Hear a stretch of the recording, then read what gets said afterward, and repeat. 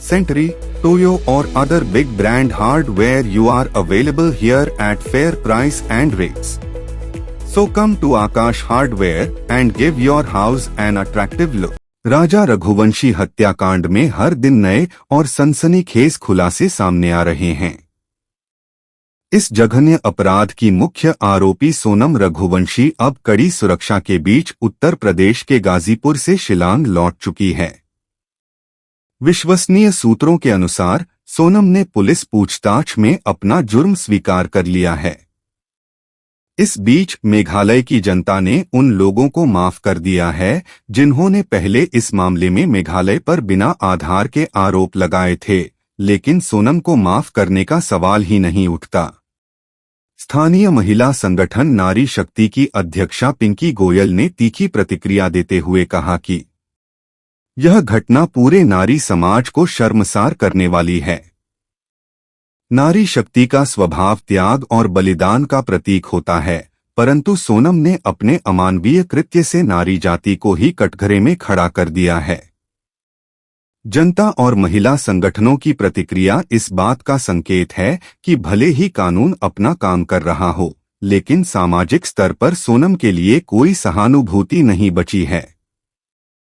तो हम लोग जो हमारे भारतवर्ष में अहमदाबाद में कल जो प्लेन क्रैश हुआ, उसमें जितने भी यात्री थे उनके आत्मा की शांति के लिए हम लोग प्रार्थना करते हैं और उनको जो दुखद दुर्घटना हुई, ईश्वर उनकी आत्मा को शांति दे और अपने चरणों में ले और आने वाला जीवन उनका सुखदायी बनाए। यही कामना के साथ हम लोग उनके आत्म शांति की प्रार्थना करते हैं। उसके बाद राजा रघुवंशी जो हत्याकांड हुआ वो बहुत ही दुखदायी हुआ।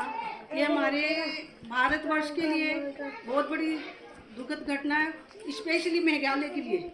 इस हत्याकांड से पूरा मेघालय प्रदेश बदनाम हुआ है, पूरे भारतवर्ष में बदनाम हुआ है। तो इसके लिए भी हम लोगों ने राजा रघुवंशी के लिए कैंडल लाइट रखा है।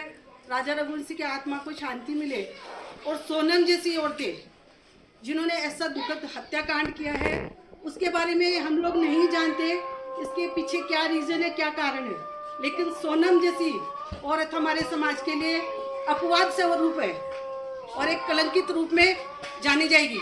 नारी शक्ति का रूप ऐसा हो ही नहीं सकता जो सोनम ने अपना रूप प्रदर्शित किया है। भारतवर्ष का इतिहास गवाह है। नारी शक्ति एक ममता और दया की मूर्त है जिसने हर जगह अपनी ममता और दया से घर, परिवार, समाज और देश को पाला है, संभाला है।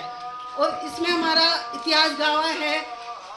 सत्य सावित्री जो थी, सत्यवान सावित्री, वो अपने पति को बचाने के लिए यमराज से लड़ सकती है, तो क्यों हम अपनी नारी जाति को बदनाम करें। ये तो एक एक्सीडेंट हो गया, ये एक अपवाद स्वरूप हो गया। और जो हमारी झांसी की रानी है, उन्होंने हमारे देश और समाज को बचाने के लिए अपने प्राणों की आहुति देने तक तैयार थी।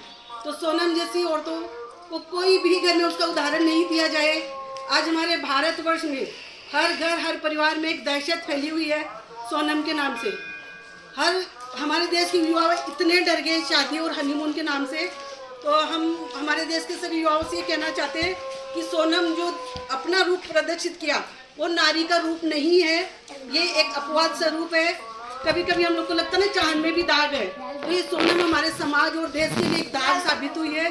तो युवाओं से ये प्रार्थना है और हर भारतवर्ष के हर नागरिक से, हर घर से कि सोनम का इतिहास को याद ना करे, उसको एक बुरा सपना समझ के भुला दिया जाए और नारी शक्ति का सम्मान इसी तरह से बरकरार रखे।